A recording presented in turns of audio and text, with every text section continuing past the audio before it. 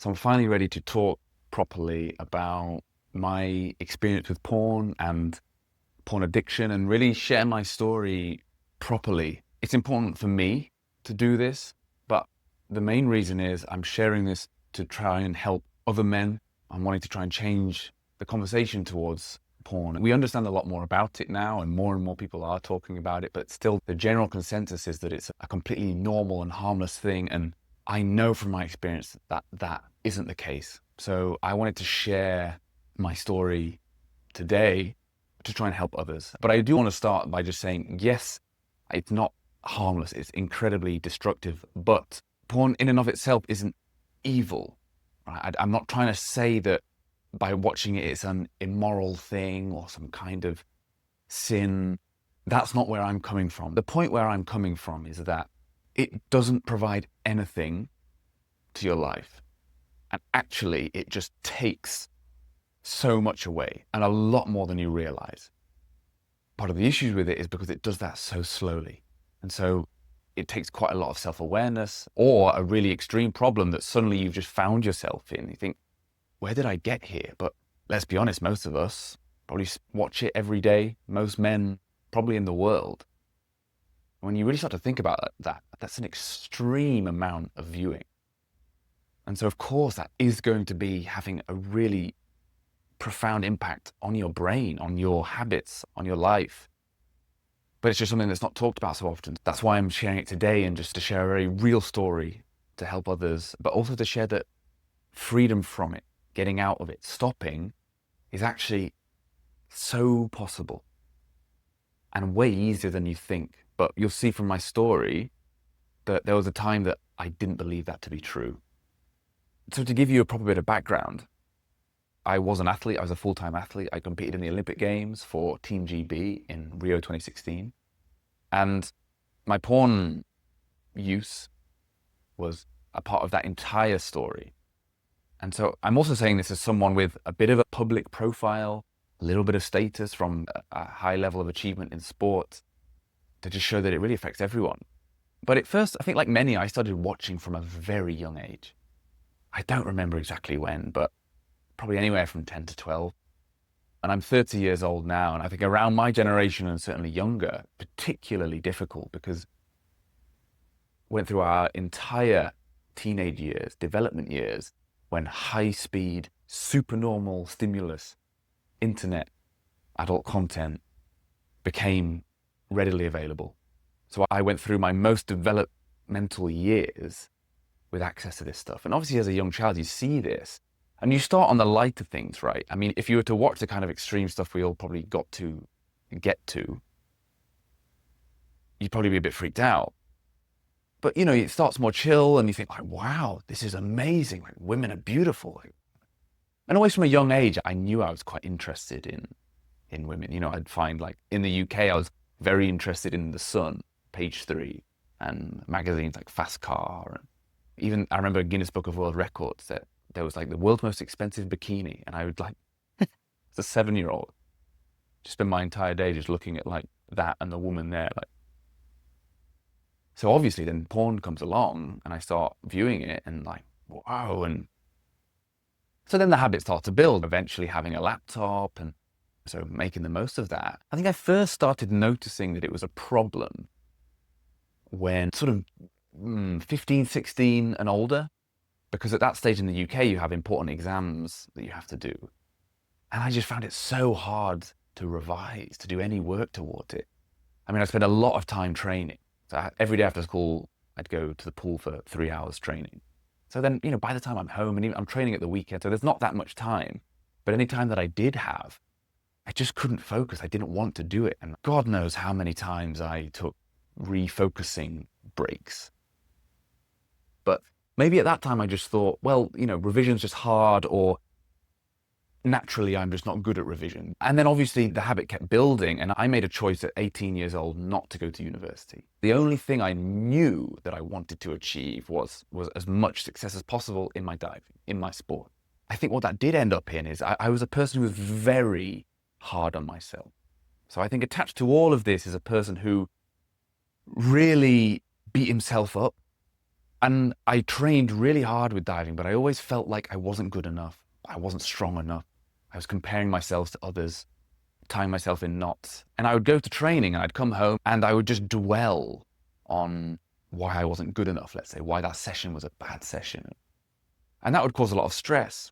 And so that made porn even more enticing because it's the escape, right? The pleasure, the escape. And suddenly I'd be taken away from those feelings. So I think that's why I really then started to lean into it more. And so it was just very much a part of my regular day. I even remember a joke with my friends that probably on average, most days I would maybe watch once or twice a day. But I remember there was this joke that Sunday was multiple corn day. And it was kind of funny. We joke about it. You know, for Fred, it's multiple corn day. But it's true. I think there were days where like in excess of 10 times. This is just all I could do, all I could think about. And then also we're probably early 20s now at this stage. And at this point now, my behavior is really getting pushed towards the type of stuff that I really regret. Some of the biggest mistakes in my life. Because it led me to seek out like the next level of this kind of content. And what was more exciting to me was receiving stuff from other people or online, like cam related stuff. Because it was like my personal stuff. So I was chasing this next level and that's what it gave me. And then what was so insane about this to me was like, I just didn't seem to have any care for what I was doing. I knew that it was irresponsible and not in line with my values and silly, but I didn't care. I'd do it anyway. I'd make excuses. My profile's not that big. And yeah, no one will see this. And I'm not showing my face in this picture and like blah, blah, blah, blah, blah. And then eventually one day, all this stuff got leaked. And my entire world came crashing down. Completely. And I was so ashamed. You know, these obviously images and pictures and videos and stuff of me online that anyone could see. And I did my best to firefight it, but the shame I felt there. But I think it wasn't just the fact that that stuff was out there on the internet for anyone to see. It was a fact of what that represented to me, like the behavior that represented. It was a clear illustration of the fact that I was on a path that was not good and I was making questionable decisions. And so that was so painful. And the worst thing about it is my way of dealing with it was to hide. I'd had some dreams of content creation. I'd had some ideas of wanting to start a YouTube channel, doing a podcast, and all these exciting things. And I was already a bit afraid of what people might think anyway. I was always fighting against that. But then suddenly I just thought, well, I can't do that anymore. I felt like all those options were off the table. Any kind of online presence was off the table. Yeah, so that's when things got really, really bad because I just swallowed all my dreams. Just gave up on everything. And so already my porn use had been just chiseling away at that a little bit. But then when that happened, it just dropped off a cliff and I was like, well, I had my good moment in sport and I guess that's it now. So it's all downhill from here. I think as a man, knowing that you could be so much more, you have these dreams, you have these ideas and you can't quite figure them out, but they could be there. And losing all that was really, really hard. But what was more difficult was also knowing that the fact that I wanted to share all these pictures and doing that like extreme behavior was connected to my overuse of this adult online content. And so that's when I thought, okay, I really need to sort this out. So that was the good thing about it. It triggered me into thinking like, no. This little voice in the back of your head telling you something's off, it's right, you should listen to it. And I did. However, that's when I realized I couldn't stop. I was addicted. And that's a difficult word to say, and it still is for me, but that was the truth. And I think actually seeing it that way is one of the first steps to moving through it. But I tried to stop and I would maybe go a week, 2 weeks, and then straight back in and I'd relapse. But each time I relapsed, the feeling was even worse. The shame was worse. And again, me being me, I'd really beat myself up and like be hard on myself about it and like, you know, see like you're worthless and, you know, this is all you can be. And like, and I started to think, whoa, I'm stuck with this forever. Like, this is just me now for the rest of my life. Younger me thinking, if I'd have known you'd get to this place, like we never would have started in the first place. But this is it. We're stuck. And I lived in that space for 6 years. All through my mid-20s. It really weighed on me until finally, one day, just by chance, I think I was going through some kind of Reddit subgroup and like just desperate to find anything. I thought I tried everything. And also, I was super ashamed because like I'm this Olympic athlete. I'm supposed to have discipline. I'm supposed to have willpower. But where are these things? Why can't I use them? Like what's going on? And so I just thought, whoa, I'm a fraud. Am I the only Olympian that's like dealing with this? Like, is everyone else just so chill about it? Like, what's wrong with me?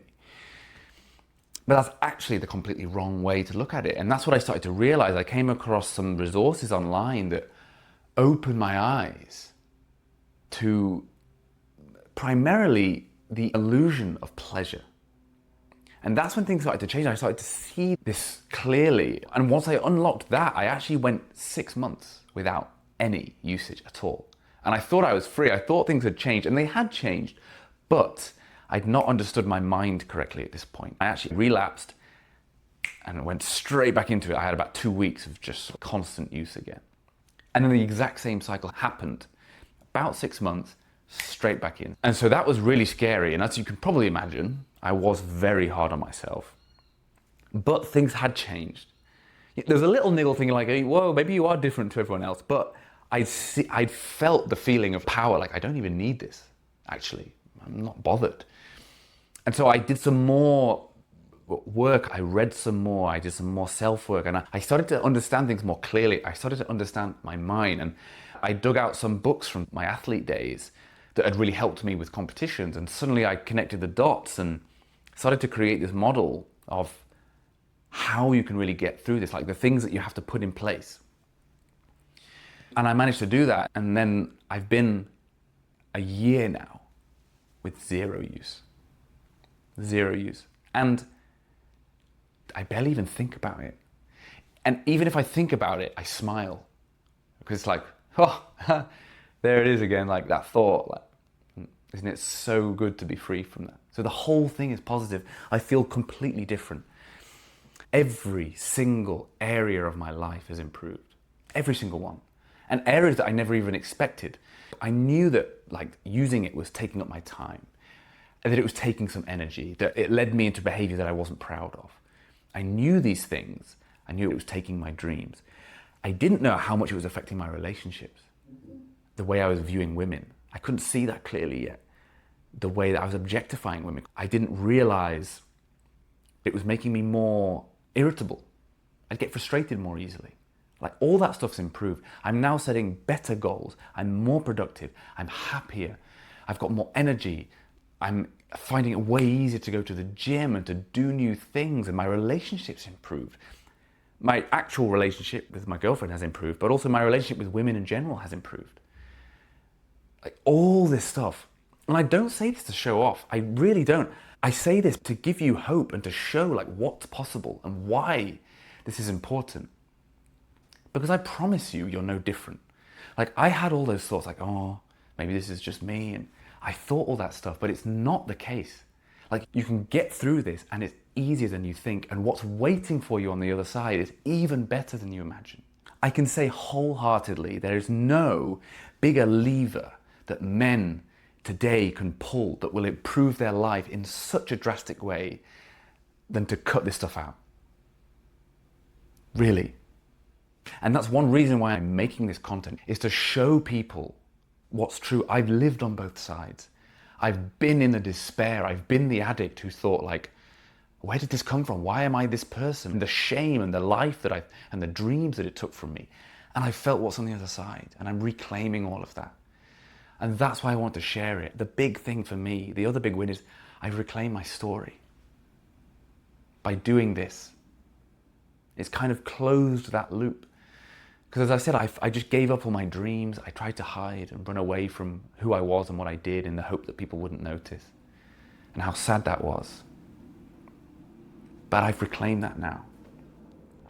So that's another reason why I make this video, and that is also so powerful. And I want men to be able to feel what I felt here, because also the thing that gets me so excited is the butterfly effect of this. I'm now sharing this message and offering help to men, and they're then getting free from porn, and then they're becoming better versions and spreading positivity and the same message and helping other men. And it's just this big butterfly effect. And that's so exciting to me, that just we're all doing our part to make this world just a little bit better. And that's what's possible without this. And the truth as well is that the medical community is so behind on this. And there's not the right resources out there. The conversation isn't correct. There's so many people caught in this that want to break free, but they just don't know how. And you think that there's something wrong with you. You think that you just have to try harder. But that's not the case. And that's because there's not been a control group to test against. Because there's not been men who haven't been doing it until recently, that they could see what the differences were. And then also there are implications. If, as a society, if you label something officially as an addiction, you have to provide certain services. But this is literally almost every single man in the UK, in the US, in Europe, in the world. So you can imagine the implications on resources that will take to offer those kind of things to people. But that's why I'm here, and to say that I am offering help to men. I'm coaching men one-on-one, and I've created my course that takes you through my entire process. I just wanted to get my method out there because it's completely changed my life. And I want to give that to as many people as possible to help them feel what I've felt. And so if you are ready to reclaim your life, to take that back, please click the link that's in the description of here. And you can see the resources that I have to offer. And please reach out to me if you have any questions. But I hope this video stands as proof that of someone who's been through this thing that just ate away at them and took almost everything away. What's scary for me is to imagine what could have been if I'd have stayed on this path. Men face a lot of problems these days. In the modern world, it's a tough place, and pornography use doesn't help us at all. But it's one of the most difficult things to break free from. You know, just think, it's free. You can watch it wherever. There's no commitment. There's endless novelty. All these things, and they all plug into one of the strongest drivers in our brain. Like, our brain and the dopamine just goes like, yes, yes, yes, yes. But that becomes so destructive. So please, you're not alone. You're not broken. Click the link in the description and reclaim your freedom today.